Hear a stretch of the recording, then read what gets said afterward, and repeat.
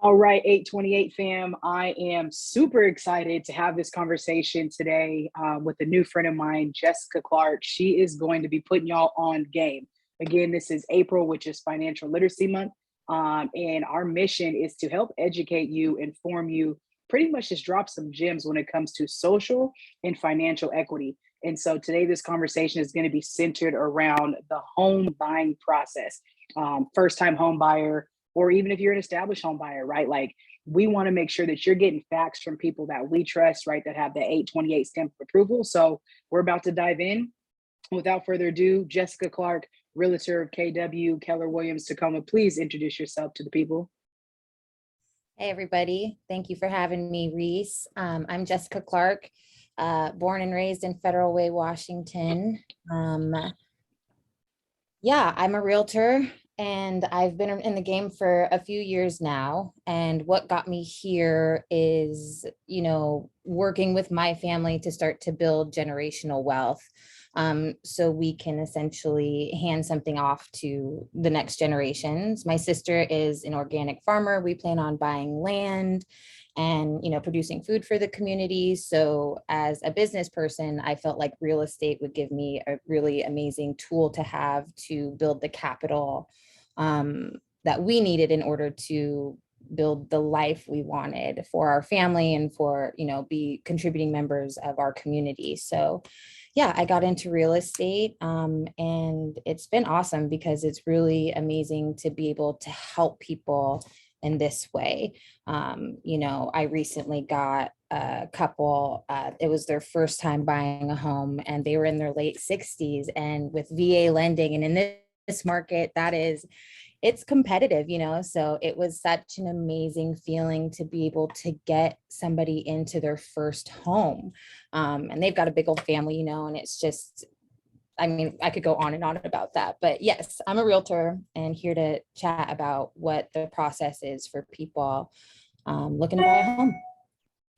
So I have two questions. One, I don't want to forget to come back to, but you mentioned your family. One, I love every time you bring up that your sister's an organic farmer because you just never hear that, especially on the West Coast. And I hope and I think the work that you guys are doing is increasing that. So I love that piece. But you talked about generational wealth, you talked about being business minded. Is that something you all as a family really talked about as you were younger and you grew up? Like, how did you become business minded and your sister have that thought process to build a farm and you knew, okay, through generational wealth, this is how we're going to access that? Like, where did that philosophy mindset come from?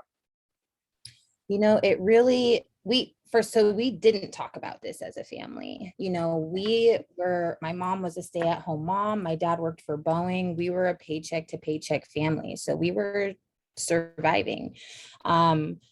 Once we got a little bit older, my sister and I both relocated to Los Angeles and we both just worked in the business world. We worked in the film industry, in marketing, and kind of started to gain more access to like a business scenarios. Like we were running projects from start to finish. So as we started to progress there, we realized that wasn't necessarily fulfilling the soul work. So together with our conversations and things, that's when we started to shift and realize that in order to take care of our family and do the work that we wanted to do, we were kind of on our own and had to self-educate really.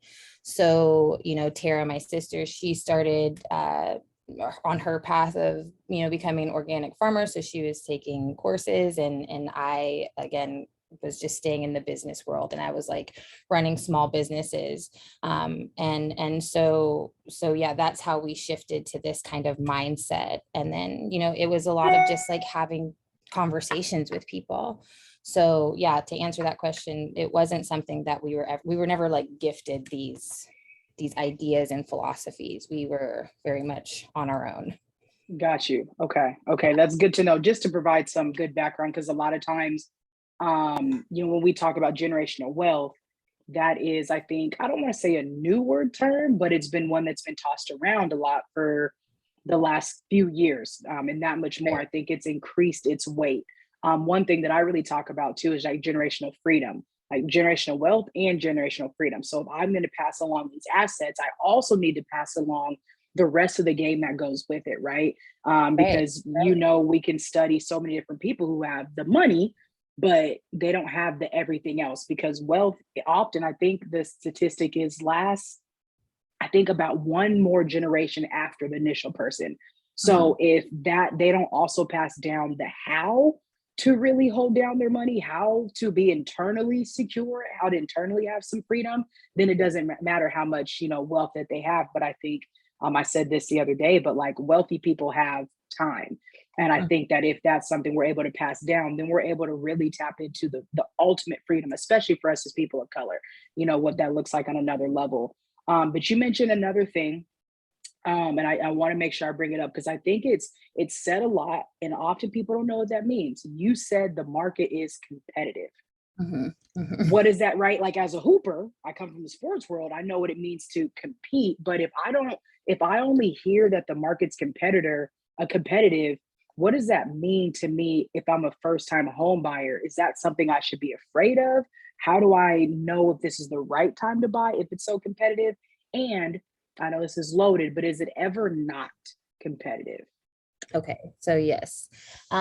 So obviously, okay, so let's look at it as a first time home buyer. I mean, just in general, it's a daunting process. You don't know what you're going to experience going through it, right? Like, where do you start even? And then you talk to your friend who's also trying to buy their first home and they've put in 5 offers and none of them have been accepted, right? So Yeah. why is that happening? And that's what we mean when it's a competitive market right now. With, you know, there's not enough housing for people, first and foremost, and we're still on the tail end of this global pandemic. So people in the middle of the pandemic stopped putting their homes on the market, so there was very limited inventory, and we're still dealing with that. So Mhm, mhm. competitive meaning, you know, there's just not enough houses on the market for people to go out and purchase. So say there's one beautiful, amazing home in, you know, South Tacoma that everybody loves. It's listed for $500,000. There was a point in the last, you know, 6 months where there could have been up to 18 offers on this $500,000 listing, you know? So then that, what does your offer look like? What if you have VA financing, but you have great credit, but you don't have as much cash as the guy next to you? So you can't throw down an additional deposit. So then strategy comes into play. So how is your realtor and your lender going to be able to work for you to get you into this house that your kids have now fallen in love with? You know, so that's what we mean by competitive market. And there's so many different avenues and ways to attack this, but hopefully you're working with the right people and have the will and the strength to actually, and the stamina to get through this process. And so, you know, as a realtor, for me and my clients, I really try to set expectations as we first initially sit down. I'm like, this is where we're at in the market. Mm, Like, how hard do you want to go when we find your dream home, you know? So, and honestly, we're getting people in homes, and that's why it's just like, it's mhm. daunting. It sounds so scary, but it's totally happening. You know, it just might take a little bit longer than a market where we have more inventory available. And so Okay. to answer the latter question, yes, it's this market has been an anomaly, and we're starting to see it kind of quiet down and shift and not be such a seller's market where homes are going for, you know, $50,000 over list price. Now it's like more people are starting to list again. Like we're getting back to a normal flow in our everyday life. So there is more, it's going to start to shift again, and people are going to have less of a difficult time winning offers. Yeah. Okay, just that right there. I think that we could stop because you talked about a lot of things I feel people fear. So Mhm. you've got talk to me real quick about the strategy. Okay. And what is that like? I'm coming to you. Mhm. So let's say I'm 25 years old, I'm 35 years old, whatever. And hey, Jessica, I want to buy a home. I'm scared. I don't even know if my salary is right, but I think it is. I make a good amount of money. My credit, it's okay. It's about a 710. Oh, And that's great. I want to, right. I just want to get into something and I want to start building generational wealth. Like, can you help me walk me through that process? Okay, so I'm so happy you have come to talk to me about this because yes, you absolutely, we can find you what you're looking for. We can get you in a home. And Right. so initially you come, we would just sit down and have a conversation like we're having today. I would ask you some questions, we would talk Mm-hmm. about where you want to be. And I would initially get you in to speak to a loan officer. And there's all sorts of different products that, lenders offer. So depending Mm-hmm. on, your credit score, depending on how much your Yep. income is, depending on how much you have available to put down, Mm-hmm. there's a variety of different products that they can offer. So typically for first time home buyers, FHA loans are really a great option because you put down, like 3.5%. Your credit doesn't have to be as high necessarily, like Mm-hmm. 710 is honestly, you could get anything with 710. But then it's just like a more feasible option for a first time home buyer. And then Mm-hmm. also from there, depending on the lender, there's and their knowledge of the market, there's also down payment assistance programs. So from there, if you don't necessarily have enough cash to put down 3.5%, if you're a first time home buyer, there are grants and there are all sorts of programs to help you put zero down and get you into a home. So we would start by getting you a pre-approval letter. And then Okay. we'd be able to kind of curate a search for you and look on the market, see what's popping up. And we would start to be able to filter out things that you do and don't like and start getting out on pounding the pavement and seeing homes. So when should I start looking? Right. This is a question I feel like people, maybe I'm not really ready, but should I look before I'm ready? What if I fall in love with something? And then, because you just mentioned the pre approval, Mhm. right? And so at what point do I go to a loan officer and get a pre approval? Or do I go to you first, find the realtor, find the home, and then pre approval? Or is the market way too competitive for me to take that route? What do you advise?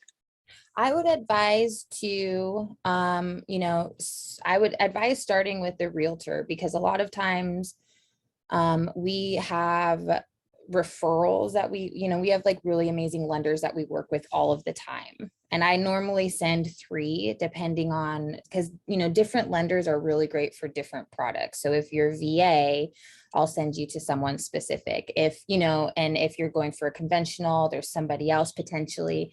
So I would talk with a realtor if you Mm-hmm. have one. If not, honestly, I'm sure you have a friend that's a realtor. I swear that's how it goes nowadays, Yeah. and then so yeah, go to a loan officer. They'll have you send them some basic information like tax returns, things like that, and they'll do what we call a soft pull. So it's not attacking your credit immediately, and they'll do a pre-approval letter. It's actually a pretty chill process. It's not going to be overly exhaustive. And then with that, then also the parameters that you're able to search within. So then you'll still say like, okay, you can afford $500,000. That's your ceiling. And so then as your realtor, I would say, okay, we should start looking in the 440 to 460 mark, because with this Mm-hmm. competitive market, we're most likely going to have to pay a little bit over list price. Mm-hmm. Mm-hmm. So that is where we can circle back to strategy, because then, when you do find that home that you love, because you probably have been looking but didn't necessarily have the right tools to make an offer on the place that's already now pending. We'll keep looking and you'll be ready to pull the trigger as soon as that place that you love pops on the market again. And then we go in with really strong terms. And that's meaning like, so okay, we're going to make an offer at 475. And this will be our earnest money deposit, which we'll talk about that in a bit. And we're willing to pay an additional $25,000 if this, that, or the other happens. So there's different, and then, also normally as realtors, we'll call and talk to the listing agent who's this on the selling side, and we'll pick their brain and get any information we can from them for you, so we can make sure our offer is super strong. Like, what do those sellers need? Let us talk them into choosing our offer because it's so like bright and shiny, you know? So there's a lot of strategy that really does come along in these kind of competitive markets. So that's why you want a realtor that really does do their due diligence and they fight for you, you know? And unfortunately, we just, you know, you have to be mindful of who you work with. Man, I listen, gems on gems, because this is necessary. There aren't too many spaces that give off the amount of detailed information that you are giving off right now. So I truly appreciate it. And as I'm going right in and out of character, I'm trying to ask questions that I feel like I've heard before, or even questions that I had going into it. So one thing, or sorry, two things, to drop my pen, that you brought up that also in my conversation with Carissa was you use the word product. Now, you use product and then she used product talking about the finance industry. I feel like in our everyday vocabulary, we don't use those words enough, right? To be able to identify when you talk about product and when Carissa in finance and banking talks about product. Usually, when as a Black woman, I'm talking about product, I'm talking about what I'm putting in my hair.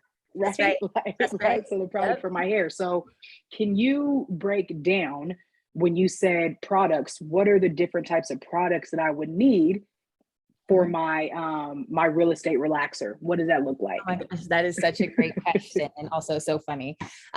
So products specifically on the real estate side are going to come from the lending side. And so that product is like, their products are the different type of loan options that they have for you.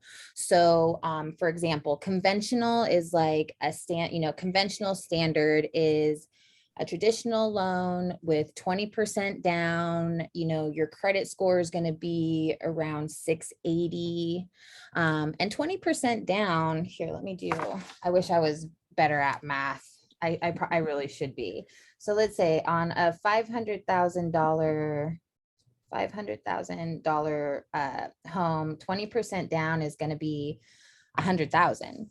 You know, so that's a huge amount versus with an FHA loan, which is a different product. Then you're going to put down 3.5%, which will be, you know, $17,500. So that's a substantial difference, right? So those are two different products essentially.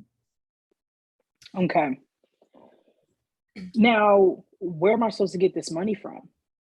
Right? You talked about obviously grants in different types of things, first time home buyer and things like that. But I think this part right here, right? You just said $500,000 house, 20% down. Where am I supposed to save $100,000 to even put that? If I had it, do you think I would be in this situation? Right now, I think that's some people's thought. The other is 17.5. Does that mean I have to save for the next how many years? And then in 5 years from now. So I think that's the scary part, right? Is having to put money down where this is different. Or talk to me too, if you can, a little bit about the differences between, or the mindset adjustment between buying a house and buying a car, right? Where the money down situation, because here's how I like to think of it. And I try to teach people sometimes is like, we go from going to the mall, buying a pair of shoes, Air Forces, boots, whatever you want to call them, all that stuff, right? And that's easy transaction, right? I go to the mall, boom, here you go. No money down unless you're doing Lelway, right? Back in the day, people would go to Kmart, put stuff on Lelway, that kind of joint. Now they got Afterpay, you know? Right. Yep. We have all these financing vehicles, products, right? So let's say I go to the mall, I'm buying Air Forces. That was my thing. That's what I was used to. Then my next big purchase is now I'm buying a car, right? Or maybe I'm getting a cell phone, but like, let's go car. And maybe I do and don't want to put some money down. I can finance or lease. It now takes about maybe an 8-hour day. So we go from buying clothes and shoes, quick transaction, to now buying a car, which it takes a little bit longer. And I may put some money down. I may have some saved, to now my next big purchase is a house. That's not an 8-hour day, right? That's a 30 to 60, 90 sometimes day process where you're putting that much more money down. Talk to me just about that evolution in the mindset we need to go from quick exchanges to the process and the mindset it takes to go to buy a house. Okay, so I really love this topic because I actually have a math problem for you, that is allows you to kind of wrap your head around the mindset. So Okay. first, like, yeah, budgeting, that has to just be a priority, right? Like, and sometimes you just can't buy that watch or those shoes. It just is, it's hard though, because of culture and the world that we live in. So as far as mindset goes, we talked about the $500,000 house, right? And with a 3.5% down payment on 500,000, we're looking at $17,500 down, right? Okay, and so say, yeah, you did all of the things and you do have this cash. You don't have to use the down payment assistance, those things. You have the cash saved. So on the open stock market, annually, the typical return is about 8%, right? So over 12 months, that $17,500 is going to make you about $1,400 over the course of 12 months. And that's on the open stock market. Now, if you're going to invest in real estate with that same $17,500, and you're going to leverage that money to borrow $500,000, the typical appreciation on a home in the Pacific Northwest is 2% less, it's 6%, but you're going to rack up about $30,000 of a return on that 6%. So talk about mindset, right? That's a difference of what, like $28,600 over the course of 12 months. So you start to think about that. What would you choose? That's life-changing money. And then you leverage that money to do it again. And then you potentially can, have a couple. You can pull out the equity in your home and put that down. So, and you stack a few of those, then retirement starts to look a little bit closer, and that's the mindset. That's how you protect yourself in your life. And then who else are you protecting? Your kids, your grandkids. So the mindset, yeah, it seems like 17,500 is a lot, but why don't you talk to a loan officer, see what programs are available? And trust me, the more you get the knowledge, the more you talk to people who are these professionals in this industry, the more you're going to realize, like, actually you are capable. You have what it takes. You have the job, you pay your bills, you do the things, and even if there might be a little bit of things that you have to work on, it'll give you a 6-month outline of, like, do these things and we'll be able to get you in a home. Yep. That's why I love real estate. That's my, right. So let me get out of character and get into position. Okay. That's why I'm at where I'm at right now. Is leverage, right? I was able to leverage one property into another property, into another property, into retirement, period. Yes. Right by the age of 31. And so I have 6 doors total. Congratulations. That's Thank amazing. Thank you. And by doing exactly what you're talking about, right? I was an agent at one point as well. I mentioned that at Tacoma for this much amount of time. And I really wanted to do it just so I can know, did I want to be on this side, right? And so if we're talking to investors or people who want to invest, that's another question that I get as well. Like, do I need to get my license? That's a whole, probably another conversation for another day, right? If we're right now, we're just talking to first time home buyers, but it allowed me to see this side, right, of the conversation and really get to know, the process from a different avenue, and help to, guide other people. But that's what I did. I leveraged one property, pulled out the equity to buy another property, and then was able to take the money from also the first one to buy another one. And this is where and why not even people say, but it's facts that real estate is the reason why the richest families or the families that have generational wealth have it, is because of real estate. And this also goes back, right? This is our social and financial equity piece.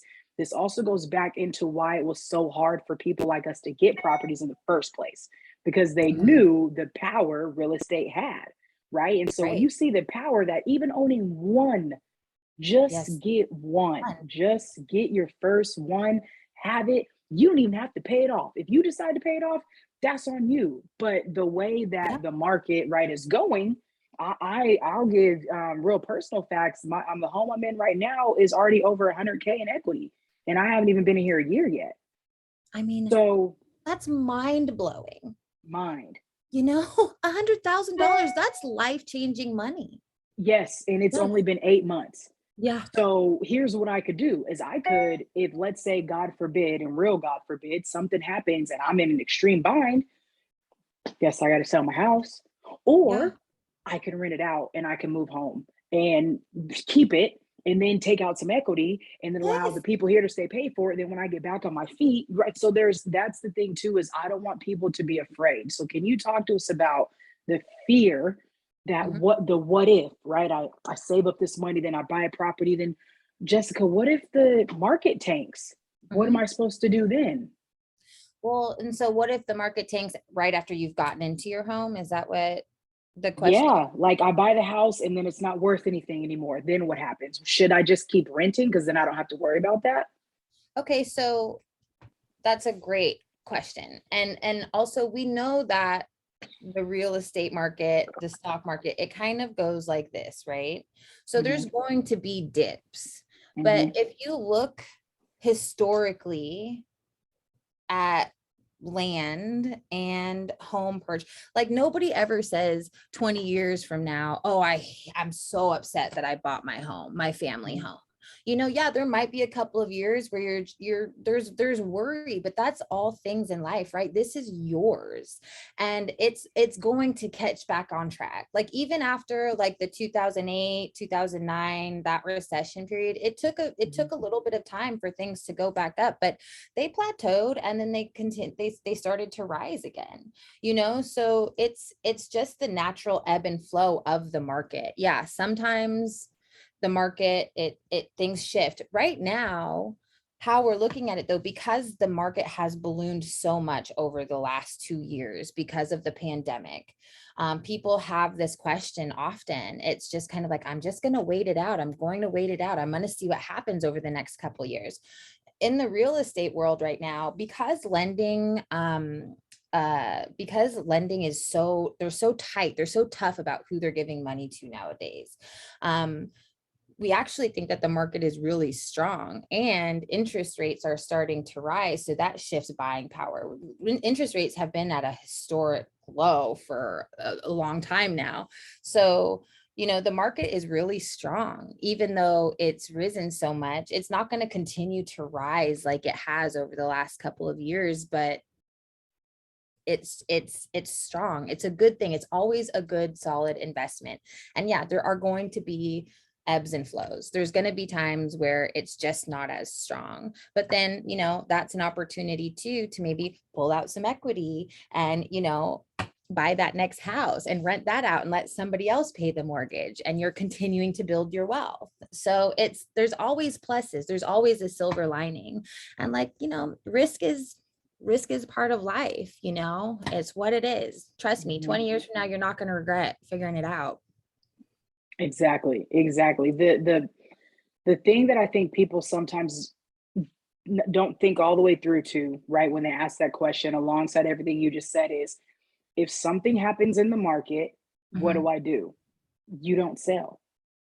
Right. Period. End of story. You don't sell. And that is such a great point, you know, because like it's going to shift, you know, and it's Mhm. just like, I know there's people that were like freaking out when COVID first Mhm. hit, they sold their house, and like looking at it now, how much the market has gone up, it's like maybe they're renting again and their Mhm. house has even risen like to, you know, $100,000 in 8 months. Think I about like I equity. I was talking to somebody the other day, and they and here's the other thing that I would love for us to mention too is your philosophy on this, anybody, is yours, right? Like this is Totally. such a personal Yes. thing, right? Whatever fits your lifestyle. One, we know everybody deserves to have somewhere to live, right? Yeah. I believe that I would Absolutely. love to do the work to help people, less people experience homelessness. But right, so that's one piece. Everybody deserves to be able to live where they want to live, right? Human Or rights. in a home, right? But Yes. the next piece is there are people who, from especially from an investor side or retirement early, the fire movement, there's so many different things out there that this is it's personal. It's a personal decision per your life philosophy. Some Yes. people are like, no debt, I'm paying my house off, never again. And cool. Yeah. I love Amazing. that for you, right? Yes. But for you, then there's some who are like, well, I'm going to leverage as much of other people's money as I can because I'm making that much more. Yeah. Cool. I agree Agree. that much more with you. And I love that for you as well, right? And so Yeah. I think Yeah. I'm saying this so people know, gather the information, right? Yes. Listen to people who you agree and don't agree with, but also just listen. Yeah. That's it. Just listen and gather because it allows you to figure out where your convictions lie. It allows you to figure out what do I agree with and how do I want to proceed along this growth financial journey, this life journey, because your convictions are your convictions. If somebody wants no debt, that's because they have specific convictions to that. If somebody wants to leverage that much more debt, they have convictions, to that. And so neither is can be wrong because it's all subjective. That's exactly right. And I love that. I love that you brought that up because honestly, what we're trying to do here is just hold space for people to have the access to ask the questions and the resources to find the answers, right? So Yes. I Yes. couldn't agree more. Yes. Thank you. So tell me, uh, if I'm renting right now, Mhm. why should I mean, I like my apartment. I got a 2-2, rents about, 1,400. I'm Yeah. good. I got good space. I'm chilling. I come home, I made it mine. Why should I buy? Like, why should I leave this? If something's wrong, I just, hey, landlord, was good? Yep. I can do that versus like if something goes wrong here, I'm looking at me like, I don't know how to fix that. Yeah. Tell me why. Why should I bring on the headache of buying a home? Well, I mean, honestly, it's to take control of your destiny. I know that, I mean, that sounds cliche, but it is. It's to take control. It's to build a nest egg. Also, there's just amazing tax deductions. There's so many different things. Like you can write off property taxes, you can write off closing costs, you can write off the interest on your mortgage. So it lowers how much you pay in taxes every year. So yeah, and again, it's just like building a retirement plan. And essentially you're paying somebody else's mortgage, you're paying for somebody else's wealth by renting. And a lot of times you're paying 1,400 in rent every month. Like you're gonna probably pay pretty close to that for a mortgage too. And yeah, okay, so hopefully you've got a handyman around that can help you when, or a handy lady, like, or you start to do it yourself. But, there's things that come with home ownership, but in the end, it's just like you're building your own personal nest egg. You're protecting yourself by owning versus renting. Yeah. Okay. So you've convinced me. I'm ready. So I've met with you. We've got my pre-approval. Mhm. So before I dip into this piece, like who else do I need on my team? Right. I feel like I need like a team of people to help me with this. Is it just you, the loan officer? Who else do I need to get this done?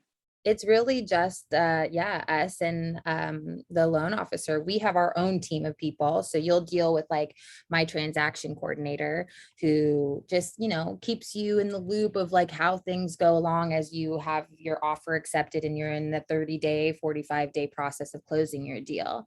But yeah, once you meet with me and you have your pre-approval letter, we'll set up a search criteria, and I'll start kicking you like automated emails, and you'll call me, Jess, I love this one, and we'll go see it, and we'll start writing up offers. Hopefully we would get you one very quickly with our amazing strategies.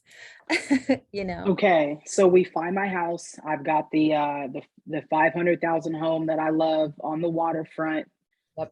Right now overlooking, everything. I can walk down to Duke's and have me some a crab cake sandwich, and some sweet potato fries, right? That's what I want.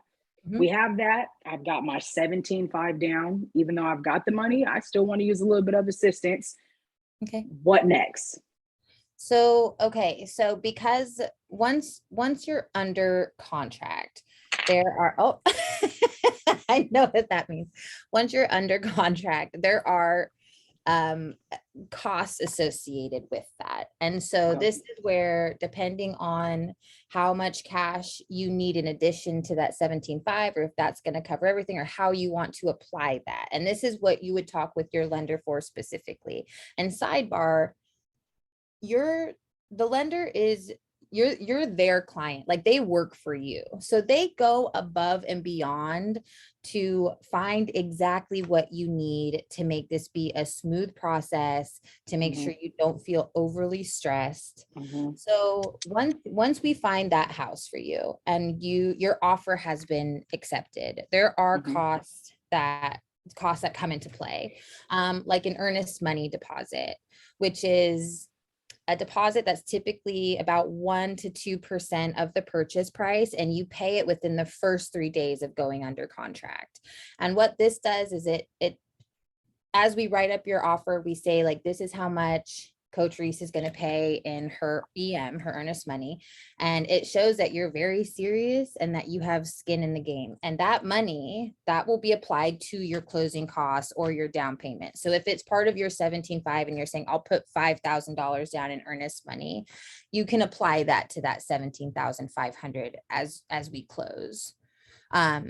So that's something to take into consideration. And that's on the upfront side. That's the only thing you really have to cover as far as like such a big expense. There's also the inspection, which typically is between 450 to 750, and you do have to pay that at the time it's done. And the inspection, again, this is one of those things that makes your offer competitive right now. You have the option to waive an inspection, and an inspection, what it does is it gets in and it shows you the bones of the home. So we look for big issues like giant cracks in the wall. How's the foundation? How's the roof? When was the HVAC last serviced? Those kinds of things. And so if you waive that, here on my team, we always purchase our clients a home warranty that lasts for a year afterwards. And honestly, your realtor should do that for you. So if you guys are waiving your inspection, like, talk to them about that, because then that means if your dishwasher goes out, or if some major appliance or something happens, your home warranty will cover that kind of thing. And especially if you're not getting in with an inspection, it's a good thing to have. Honestly, it's a good thing to have either way. But so an inspection is, of course, I strongly recommend them, depending on when your home was built and things like that. Again, it's all case by case. It's very fluid in real estate. I have a quick question. Go for it. What if and I wanted to keep up, but I want to stop here specifically. So what if I put in on a house, Mhm. I put up my earnest money, Mhm. and then I pay for the inspection, but they don't take my offer? Do I get my earnest money back, and or do I get my inspection money back, or am I just out one or both? Okay, so you won't have to put down anything unless your offer is accepted and we're mutual and we're under contract. So once we are under contract, then you'll have, like, that day, you'll have 3 days to get your earnest money in. And then an inspection happens within that same time period typically. And there is the option to do a pre-inspection, which is before you even put your offer in, you have an inspector come in, say, like, yes, I feel, these are the things that are going on with the home. Do you want to move forward? And we submit your offer with that pre-inspection. In that case, you would just eat that money for the inspection. And that's a choice that, I mean, obviously this is when we talk about strategy, this is where you would decide yay or nay, I want to do this or not. So yeah, so that's a great question. So you don't have to put earnest money down until you're under contract. And then once you're done, once you're through with earnest money and the inspection, you're pretty much just in a wait period. The lender sends in an appraiser, and they take a look at the value of the home, make sure it appraises, especially if you're paying, $50,000 over list price. This is a common conversation we're having. Is the house going to appraise for the price that is it market value? Like, is it worth it? So there's also options. If the home doesn't appraise, then you would be willing to put in what we call an additional deposit. This is another strategy. A lot of people are putting in insane additional deposits, like where they're coming up with cash, an additional $10,000 or $20,000, and that makes an offer more competitive. Not all of those offers win though, so it really is, there's a lot that goes on. And then there are closing costs and prepaids, which are like lender fees, prepaid taxes, prepaid insurance. Those all are associated with your closing costs. So, an amount that you kind of have to come to closing day with, and be prepared to kind of write a check. So there's a lot that goes into the closing costs associated with purchasing a home. There are options to wrap that in your loan also though. So these are all things that we will talk about when you come to sit down, and it will be very transparent, and your lender will go over your options with you. Again, I know I just listed off a whole bunch of different costs, but it's not the end of the world if you don't have a lot of cash up front. There are definitely workarounds. Okay. And the right people will be able to help you with that. That's a process. Okay. Yeah. So I have a couple more questions. So you just walked us through the steps. And what I love about this part though, is you also broke down, there are about 5 other jobs within real estate that people can have. So it's a little bit different, right? And I absolutely love talking to youth and young adults about this, because once they hear I'm in real estate, they'll say, oh, I want to be in real estate. And my first question is, which part? Yeah. And they're like, the houses. Yes.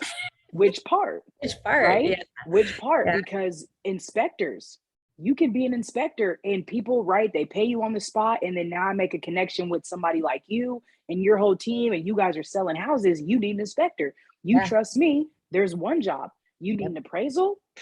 I can do that, right? You need the notary. You need stuff notarized, right? 3 jobs right there that are not dealing with being a specifically a real estate agent, but a realtor. But I think that are a broker or working in an office and all those spaces that people don't, I think about how many ways you can be involved with real estate outside of just being a broker or an agent. Absolutely. And the thing is like one of those positions might totally suit your personality more too. And you have your own business then. As an inspector, that's your own business, so then you have the opportunity to grow that however you see fit. So it's really, real estate is a really cool industry. Exciting. It's fun. Yeah. It is. I absolutely love it. I 100% give credit to those who have mentored me throughout the waves and have allowed me to, pick their brain when it comes down to it. And I think real estate, as we know, it's growing as far as I think the attention to it. And I love that we have this platform to be able to have this conversation. And this is the first of many conversations we will be having in this space. I kind of am releasing. I'm going to just announce. I think I'm going to just announce right now. We haven't really, it's official, whatever.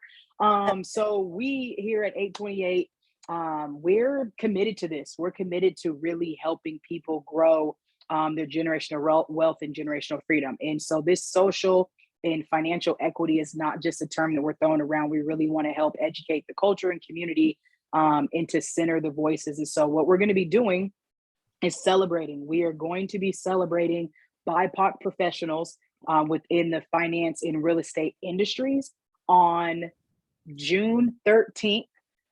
So obviously, if you watch this past June 13th, you missed the party. So make sure you watch this beforehand, but we want to celebrate you. If you are a BIPOC professional in the real estate realm, any of those aspects that we just mentioned, finances, any of those aspects, we want to celebrate you on June 13th. So make sure you stay up to date with the information on our page. because we want to keep putting people on game. We want to serve, we want to celebrate and all that. Jessica, do you have anything else to say about that specifically? I'm just looking forward to meeting some industry professionals so we could talk shop and, show up for one another. I'm really looking Yes, forward to this. Yes. yes, yes. So I'm gonna say this. Do you have any closing tips? So I came to you as a first time home buyer. I feel like I'm able to walk away feeling confident. I think you've walked me through that I can have assistance. How much, if I want a $500,000 house, I either go FHA or I can go conventional. I've got my 100,000 or I've got my 17.5. You've proven to me that investing in real estate is going to return that much more than the traditional stock market. We talked about our team. We talked about all the different things that I need, right? Earnest money and the inspection, appraisal.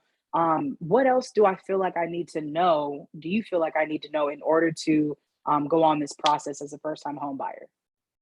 The last thing that I would want you to remember is just to have faith in yourself and this process. You can absolutely do this. And you just, you got to have a little bit of fight. If you show up with that, we're going to get you in a home. Mm, I love it. I love it. I love it. I love it. 828 crew, do know that this is the place where we're here to give you real information. We're here to have critical conversations for crucial growth. And this right here is crucial for your growth when it comes to generational wealth, generational freedom. Jessica, please tell the people where they can contact you because after this, I need your phone to be blowing up. So tell the people where they can find you. You can find me here in Tacoma, but I work all over Washington. My cell phone is 253-861-5657. And you can also hit me on my email, which is kind of funky. It's Jessie816, JESSIYE816 @gmail.com. And yeah, hit me up. Even if it's just to chat and you have questions, I can send you information. I love the job and I love helping people. So do it. Just do it. I love it. I love it. And I will make sure you guys have her information within the Facebook group and on YouTube. But with that said, again, this is the first of many. Jessica, thank you for being here with us. If you guys have any questions, again, please contact her. If you have any questions for me, please contact me as well. If you just want to talk real estate, we're here to help you grow. And again, June 13th, we're going to be celebrating BIPOC professionals that are within the real estate and financial spaces. And so we're here to celebrate. We're here to center equity. So let's make it happen. Thank you, Jessica, for being here with us. 828, Coach Rees, I'm out. Thanks, y'all.